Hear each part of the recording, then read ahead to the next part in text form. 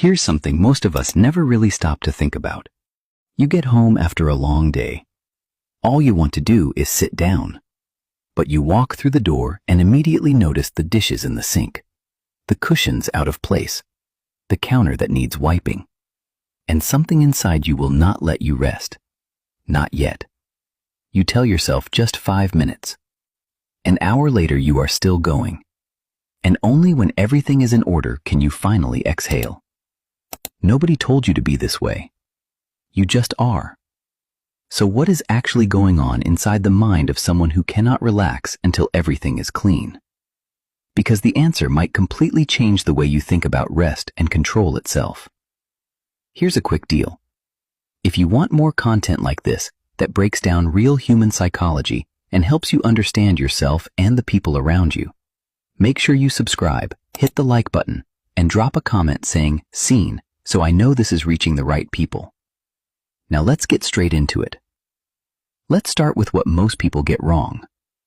They assume this is just a personality quirk, a preference for tidiness. But psychologists describe this pattern as something far deeper. It is not about cleanliness. It is about what the brain requires before it feels safe enough to stop. Here are 3 things consistently happening inside the mind of someone who cannot relax until everything is clean. The first is threat detection. Your nervous system is wired to scan for unresolved problems. For some people, an untidy environment registers not as a minor inconvenience, but as an open threat. Psychologists studying anxiety and environment found that visual disorder activates the same low-level stress response as an unresolved problem. The dishes are not just dishes. They are an unfinished task. And your nervous system will not power down until that task is closed. The second is conditional safety. Psychologists studying perfectionism and anxiety found that some people develop an internal rule early in life.